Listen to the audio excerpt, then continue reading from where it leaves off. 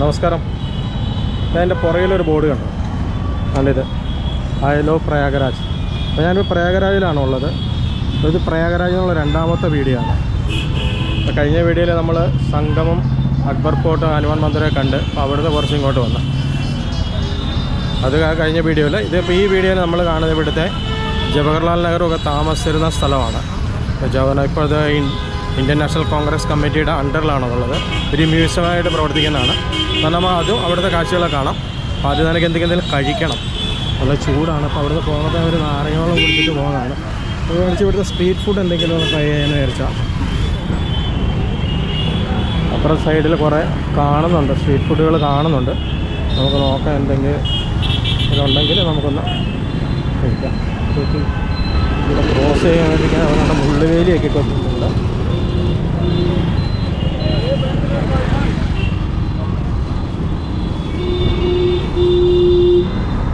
ഞാനവിടെ നടന്ന് വന്നു. നടന്നാണ് ഇവിടെ ഒരു ഫുഡ് ഹട്ട് കണ്ടത്. ഒരു ആലു ടിക്കിയാണ് മേടിച്ചേക്കുന്നത് ഇവിടെ. അപ്പോൾ ഈ ക്യാക്കറൊക്കെ आलू टिक्की, पापड़ी चाट है, खस्ता चाट है, पानी पूरी है.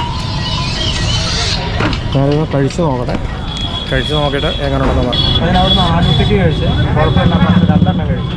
രണ്ട് ആലു ടിക്കി കഴിച്ച് പിന്നെ ഒരു കരിമീൻ ജ്യൂസ് കുടിച്ചു. ഉച്ചക്കത്തെ ഭക്ഷണം റെഡിയായി. ഞാൻ ഇവിടെ നല്ല വീട്ടിൽ കയറിയിരിക്കുകയാണ്. ഇവിടുന്ന് ആനന്ദമായിട്ട് പോകണം. 20 രൂപയാണ് പറഞ്ഞത്.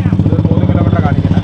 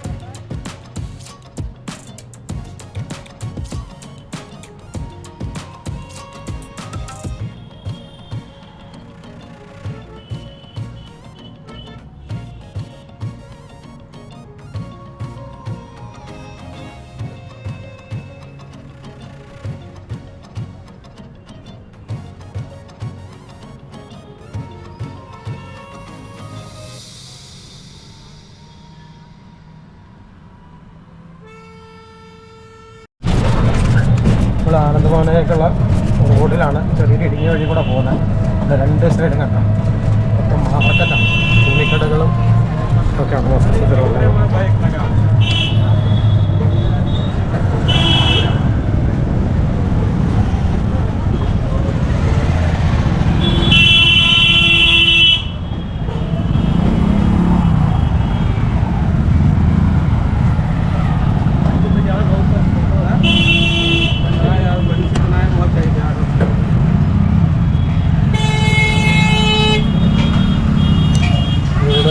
ഏറ്റവും വലിയ പ്രശ്നം എന്ന് പറഞ്ഞാൽ അനാവശ്യത്തിന് എല്ലാം ഹോണടിയാണ് വലിയ പ്രശ്നം. നേരം ഹോണടിച്ച് കഴിഞ്ഞാൽ റോഡ് വലുതാവുന്നുള്ളതാണ് അവരുടെ വിചാരം. എത്രയും ട്രാഫിക്കിനകത്ത് തിരക്കിൽ നിൽക്കുന്ന കാര്യം അവർക്ക് ഭയങ്കര ക്ഷമയില്ലാത്തവരാണ്. ഞാനിവിടെ ആനന്ദഭവനിലെത്തി. ഞാനിവിടെ ഒരു 100 രൂപ ടിക്കറ്റ് ഉണ്ട്. ഇതിപ്പോൾ 2 ഫ്ലോറിലേക്കാണ്, ഗ്രൗണ്ട് ഫ്ലോറും ഫസ്റ്റ് ഫ്ലോറിലേക്കും. ബാക്കി അതിൻ്റെ ടിക്കറ്റ് ചാർജൊക്കെ കാര്യങ്ങൾ അവിടെ ഇവിടെ എഴുതി വെച്ചു. ഒന്ന് പോസ്റ്റായിട്ട് വായിച്ചു കഴിഞ്ഞാൽ മനസ്സിലാവുന്നത്. അവിടെ നാളെ നമുക്ക് ടിക്കറ്റ് ഇവിടെ കാണിച്ചിട്ട് നോക്കിയിട്ട് കാണാം.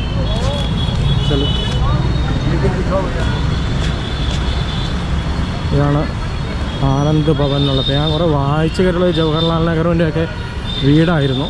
1900 തൊട്ട് 1930 വരെ അവർ താമസിച്ചിരുന്ന വീടായിരുന്നാണ് പറയുന്നത്. അകത്തെ കാഴ്ചകളൊക്കെ എന്നുള്ള അകത്ത് കയറിയിട്ട് നോക്കാം.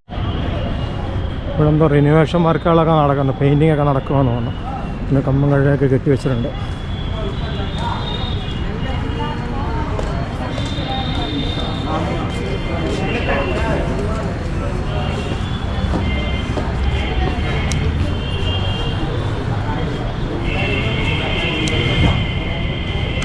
ഇവിടെ ആളെടുക്കുന്നുണ്ട്.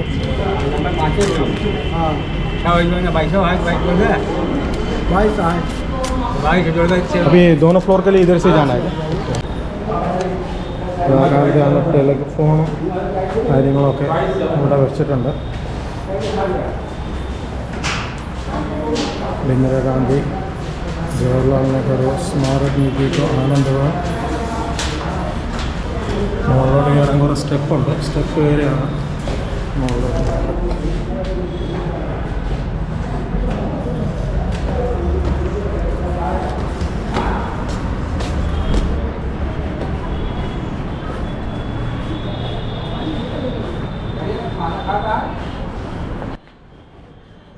നെഹ്റുജിയുടെ ഓരോ സാധനങ്ങളൊക്കെയാണ്.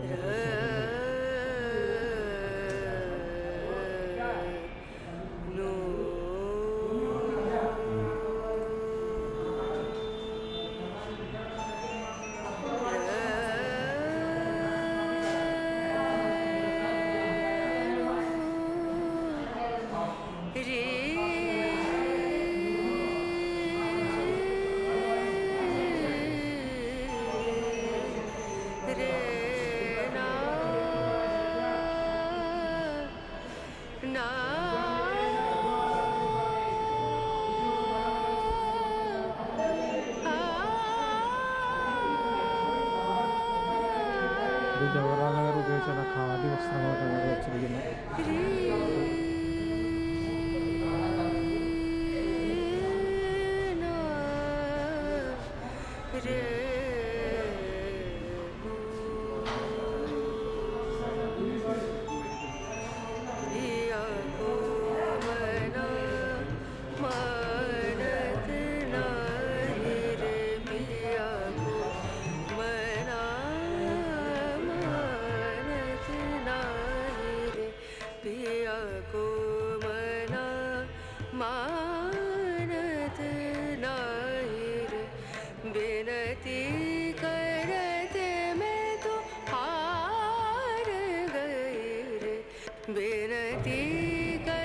ജവഹർലാൽ നെഹ്റുവിൻ്റെ കാലത്ത് ഉപയോഗിച്ചിരുന്ന പോസ്റ്റൽ കാർഡുകളൊക്കെയാണ്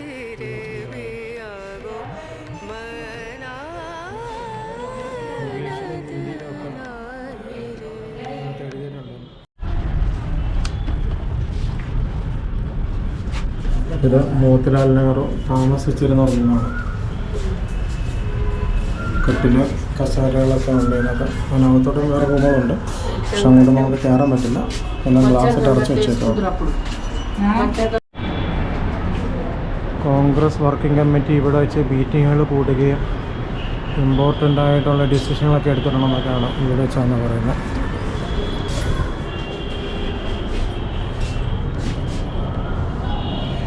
ഗ്ലാസിൻ്റെ റിഫ്ലക്ഷൻ വരുന്നുണ്ട്, അതുകൊണ്ട്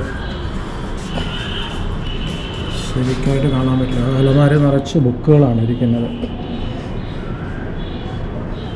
ഇവിടെ നല്ല അതിമനോഹരമായ ഗാർഡൻ ഇവിടെ ഉണ്ട്.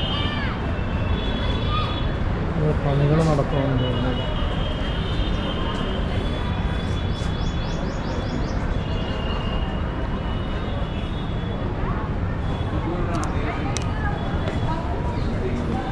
जो नीचे है वो भी म्यूजियम है क्या? म्यूजियम है वहाँ पे, वो म्यूजियम उसमें है। अच्छा, इसमें और उसमें भी इंदिरा गांधी वाला वो आगे है क्या? और ये सामने के क्या है? तारामंडल। तारामंडल घंटा शो चलता है। अच्छा तो वहाँ पे जा सकते हैं ना? हाँ जा सकते हैं आप, मुझे देखेंगे तो अंदर जाना पड़ेगा। अच्छा शानदार, उसका अलग से टिकट है क्या? हाँ अच्छा ये टिकट में नहीं चलेगा? नहीं उसका अलग। ऊपर ऊपर है। अच्छा अच्छा. മഹാത്മാഗാന്ധി വരുന്ന സമയങ്ങളിലൊക്കെ ഈ റൂമിലാരും താമസിച്ചിരുന്നത്. മഹാത്മാഗാന്ധിയുടെ ഇന്ദിരാഗാന്ധിയുള്ള പടങ്ങളൊക്കെ ഉണ്ട് അവിടെ. ടേബിളും കസേരകളും ഒക്കെ സൂക്ഷിച്ചിരിക്കുന്നു. ഇന്ദിരാഗാന്ധി ഇവിടെയാണ് താമസിച്ചിരുന്നത്. ഇത് ഇന്ദിരാഗാന്ധിയുടെ റൂമാണ്. ഒരുപാട് ബുക്കുകളൊക്കെ കണ്ട് ഈ അലമാരിക്കകത്ത് വെച്ചിട്ടുണ്ട്. പിന്നെ ഗ്ലാസ് ഇട്ട് കണ്ട് റിഫ്ലക്ഷൻ വരുന്നുണ്ട്. കട്ടിലെ കാര്യങ്ങൾ എല്ലാം.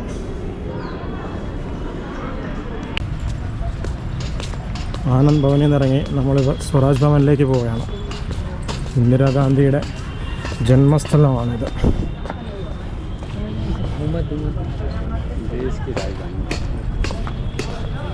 ഇതിവിടെ ഉണ്ട് ഇന്ദിരാഗാന്ധിക്ക് ജന്മസ്ഥലം ബോർഡുണ്ട്. ഇത് സ്വരാജ് ഭവൻ്റെ എൻട്രൻസ് ആണ്. ഇവിടെ സമയം എഴുതി വെച്ചിട്ടുണ്ട്. എക്സ്പെക്ഷൻ ടൈം 1 തൊട്ട് 2 വരെ ഒരു ലൈഫ് ടൈമാണ് അവിടെ.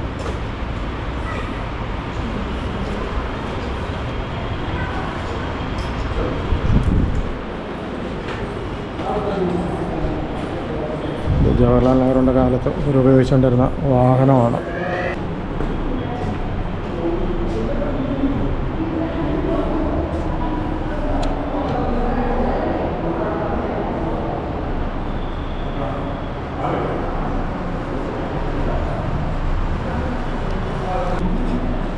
ജവഹർലാൽ നെഹ്റു മരണപ്പെട്ട് കഴിഞ്ഞിട്ടുള്ളൊരു ഫോട്ടോ ആണ് വെച്ചിരിക്കുന്നത്.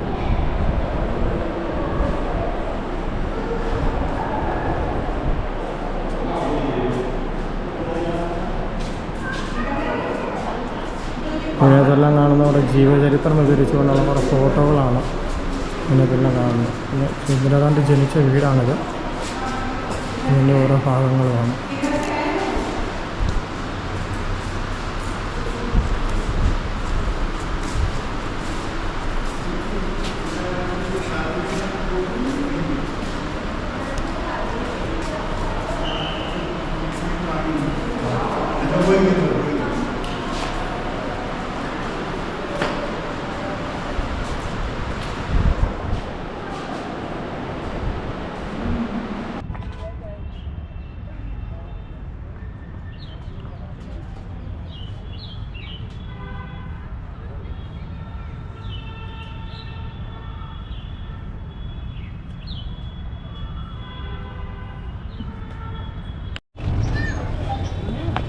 നമ്മൾ ആനന്ദ് ഭവനം ജവഹർ ഭവനം കണ്ടിട്ട് വന്നു.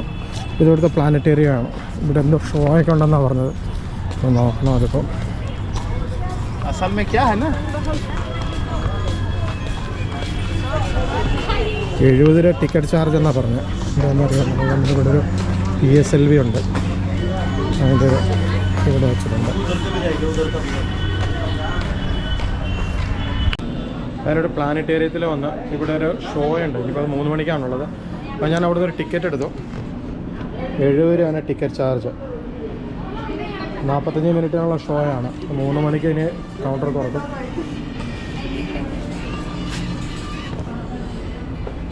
ഈ ആൾക്കാരെല്ലാം അത് ഷോ കാണാനുള്ള ആൾക്കാരാണ്.